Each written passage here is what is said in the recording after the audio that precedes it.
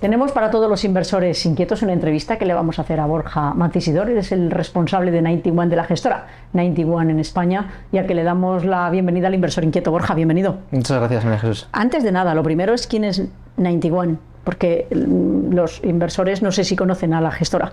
Ninety One es una gestora sudafricana que antes se llamaba Investec y que tenía un poco más de visibilidad con una cebra y una marca más conocida. Ha cambiado su nombre hace 3 años, pero sigue haciendo lo mismo que lleva haciendo 30 años. ¿Cuál diríamos que es su característica fundamental? ¿Qué le diferencia de otras gestoras? Teniendo su origen en Sudáfrica, los mercados emergentes siempre han sido un área de conocimiento, pero siendo ya una gestora global, destacaría su capacidad para gestionar carteras multiactivo, globales y mixtas. Cuéntanos de lo último que los inversores están viviendo del último año, un año complejo, muy complejo.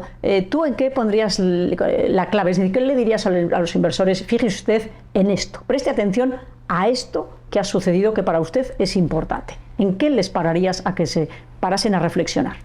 Obviamente la subida de tipos de interés ha sido la gran narrativa y lo que más ha afectado a los mercados. Yo aprendí el efecto de los tipos de interés para las inversiones como una etapa ciclista de la bicicleta. Cuando los tipos de interés bajan parece que la cosa va un poco todo solo, y cuando los tipos de interés suben las cosas se empiezan a complicar, sobre todo cuando suben de una manera muy brusca como el año pasado y cuando suben con la incertidumbre de no sé cuánto queda, si ya hemos llegado a la cima o no, y no sé si va a haber que seguir pedaleando en altura con tipos altos o si la economía podrá empezar a aflojar. Entonces creo que los tipos de interés han sido el factor más importante. Tiene sus ventajas porque, por ejemplo, en este entorno podemos generar rentas.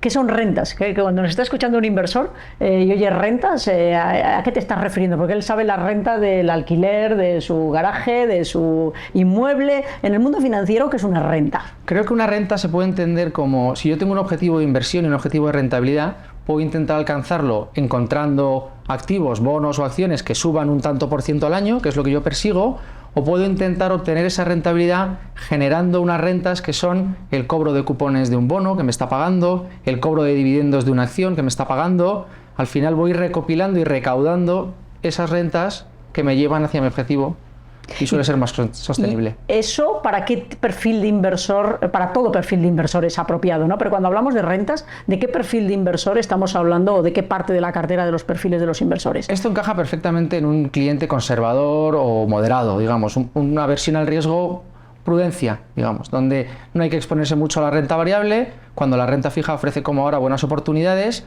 pero tampoco cerrándonos ninguna puerta. Buscar un mandato, un fondo global que pueda invertir en todas partes, hacerlo en renta variable o en renta fija, en divisas, pero manteniendo ese objetivo del 4 al 6% de rentabilidad, asumiendo para ello un riesgo apropiado. Es que eso es lo importante, cuando das un rango de rentabilidad, ¿no? Porque al final, ya ves que hemos comenzado el año con la gente a comprar letras del Tesoro como si no hubiera un mañana, con eso 2-3% que le daban, creyendo que ese era el mejor de los mundos. Claro, cuando vienes del cero, cualquier cosa te parece el mundo ideal, ¿no? Y eso al fin de cuentas es un error cuando tú inviertes a corto, estás comprando corto plazo cuando no estás pensando en el corto plazo, sino que estás pensando en el largo. Y en letras del Tesoro se están cometiendo muchos errores. Claro, tú hablas de un rango que es importante para además superar la inflación. Es decir, estamos hablando no solo de obtener alguna renta, sino ¿se puede, además de obtener alguna renta o con esa renta, superar la inflación? Esa es la pregunta, ¿vale? Y en la que tú dando un rango entre el 4 y el 6%, la respuesta ¿cuál sería? Bueno, ese rango lo marca lo que nosotros estamos recaudando de rentas en el fondo. Esos cupones y esos dividendos ahora mismo nos están pagando un 6% de media.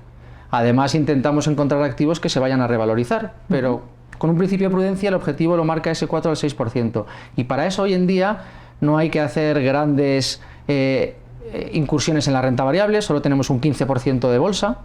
No hay que invertir en renta fija arriesgando más en lo que llamamos el riesgo de crédito. No hay que buscar compañías con peor rating que pagan más, porque ahora hay fantásticas compañías de calidad o rango de inversión que nos están generando 6-7% de rentabilidad.